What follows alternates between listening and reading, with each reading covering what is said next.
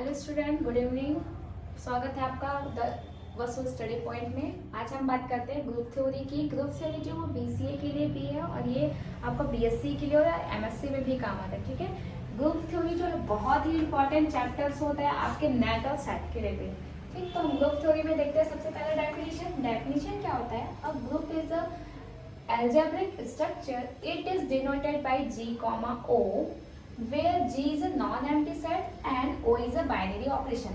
अब देखते हैं कि नॉन एम्प्टी सेट क्या होता है और बाइनरी ऑपरेशन क्या होता है। नॉन एम्प्टी सेट इसका मतलब क्या होता है, जिसमें कुछ ना कुछ एलिमेंट या कुछ ना कुछ वेरिएबल्स होंगे। जैसे कि मैं बोल रही हूँ कि G जो है वो नॉन एम्प्टी सेट है, मतलब G में कुछ ना कुछ बिलोंग करेगा।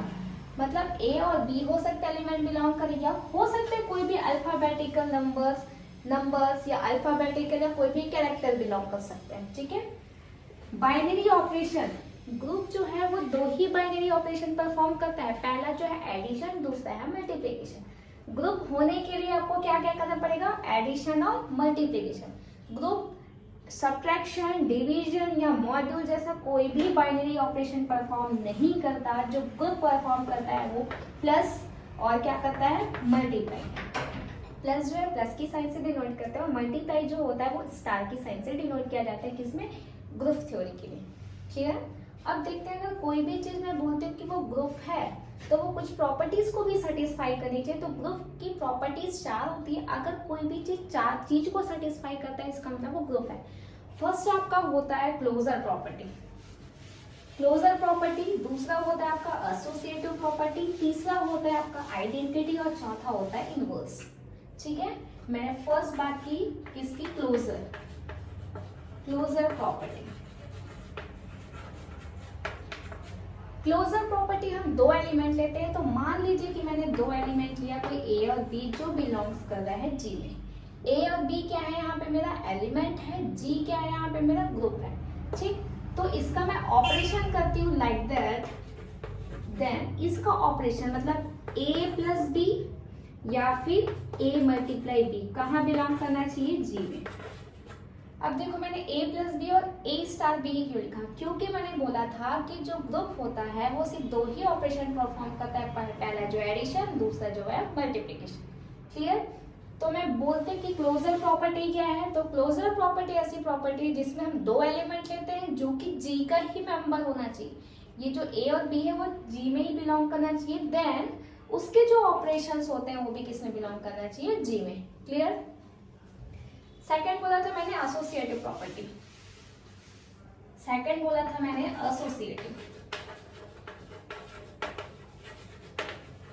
एसोसिएटिव प्रॉपर्टी क्या होता है, जिसमें हम तीन एलिमेंट लेंगे, ए बी सी, तीन एलिमेंट लेंगे, तीनों एलिमेंट जी में होना चाहिए। जी का एलिमेंट क्या है, ए बी और सी। ए बी सी जो है वो जी का एलिमेंट है। देन अगर मैं ए प्लस बी प्लस सी करूं या फिर ए प्लस बी प्लस सी करूं, दोनों सेम वैल्यू देनी चाहिए। मतलब ये है ए प्लस बी करके ए और बी को मैं ऐड करके सी के साथ ऐड करूं, या फिर बी और सी को ऐड करके ए के साथ ऐड करूं, दोनों सेम वैल्यू देनी चाहिए, तब वो क्या होगा, जी में बिलोंग होगा। ठीक, सेम किसके लिए, multiplication, A multiply B multiply C equals to A multiply B multiply C. A B का मल्टीप्लाई करके सी का मल्टीप्लाई करो, या फिर ए बी और सी का मल्टीप्लाई करके ए का मल्टीप्लाई, दोनों क्या होगा, सेम आंसर देगा। और प्लस वाले में भी क्या होगा, दोनों सेम आंसर देगा। अब जो इसमें जो आंसर देगा वो भी कोई जी का ही एलिमेंट होना चाहिए, तभी क्या होगा, क्लोजर प्रॉपर्टी। क्लियर, थर्ड मैंने बात की थी किसकी, आइडेंटिटी। आइडेंटिटी का मतलब पहले देखते हैं कि होता क्या है। किसी भी चीज को आइडेंटिफाई करना मतलब उस चीज को जस्टिफाई करना कि वो एक्चुअल में है क्या। तो मैंने क्या लिया, if A belongs to G. Identity मतलब कोई एक एलिमेंट लेंगे और इस एक एलिमेंट को जस्टिफाई करेंगे कि वो क्या जी है। देन मैंने क्या लिया, एक कोई एलिमेंट लिया जी, तो एक मैंने कोई एलिमेंट लिया जो क्या कर रहा है, जी में बिलोंग कर रहा है। तो ए के साथ मैं क्या ऐड करूं कि फिर से मुझे ए ही दे, क्योंकि ए ही क्यों देना चाहिए, क्योंकि मुझे ए को ही जस्टिफाई करना है। तो ए प्लस में किसके साथ ऐड करूं तब ये ए देगा, ऑब्वियस है 0 के साथ। अगर मैं 0 के साथ ना करके 1 के साथ करती हूँ तो ए प्लस 1 आंसर देगा। ठीक, तो मैं किसके साथ ऐड करूंगी, 0 के साथ। a प्लस 0 मतलब लाइक दैट अब 5 है, 5 के साथ 0 का ऐड करोगे तो आंसर क्या देगा, 5। अपने 5 लेके चला था a की वैल्यू, आया क्या 5। वैसे ही a को किसके साथ ऐड करोगे तभी ये देगा, तो वो है 0। तो a मैंने लेके चला जो कि g में बिलोंग करता है, मेरा आंसर फिर से क्या दिया a, जो कि क्या ऑब्वियस g है।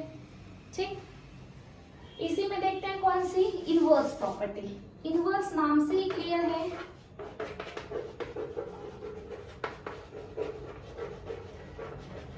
इनवर्स प्रॉपर्टी नाम से क्लियर है। अगर मैं कोई एलिमेंट ए ले ली हूं, ठीक, इसमें भी एक ही एलिमेंट लेंगे क्योंकि हम एक ही एलिमेंट के इनवर्स की बात करें। एलिमेंट मैंने लिया ए, तो उसका इनवर्स क्या होगा, प्लस करेंगे तो माइनस ए। क्लियर। अगर ये चीज मल्टीप्लाई में है तो क्या होगा, 1/a। ठीक, तो मैंने एक एलिमेंट लिया a जो बिलोंग कर रहा है g में, देन उसका जो सब्ट्रैक्शन है मतलब a प्लस माइनस ए कहाँ बिलोंग करना चाहिए, g में, बिलोंग्स टू g, या फिर a मल्टीप्लाई 1/a बिलोंग करना चाहिए g में। क्लियर। ये थी हमारी 4 प्रॉपर्टी। मैंने क्या बताया अभी तक ग्रुप में, group is an algebraic structure, it is denoted by g, o। ठीक, मैंने बताया था g मेरा कोई बाइनरी ऑपरेशन, g जो मेरा क्या है, नॉन एम्प्टी सेट है, मतलब g में कुछ ना कुछ एलिमेंट होंगे, जैसे कि a और b है वो बिलोंग कर रहा है g, मैंने बोला था। इसका मतलब ए बी जो है g का ही मेंबर है ना, g में कुछ ना कुछ आ रहा है जो आ रहा है a और b। तो g क्या है, मेरा नॉन एम्प्टी सेट है, और o क्या है, मेरा बाइनरी ऑपरेशन। और मैंने बताया कि बाइनरी ऑपरेशन सिर्फ 2 ही चीज परफॉर्म करता है, एक पहला एडिशन, दूसरा है आपका मल्टीप्लिकेशन। ठीक, ग्रुप होने के लिए कितनी कंडीशन चाहिए, 4 प्रॉपर्टीज। फर्स्ट प्रॉपर्टीज है क्लोजर, सेकंड है एसोसिएटिव, थर्ड है आइडेंटिटी, फोर्थ है इनवर्स।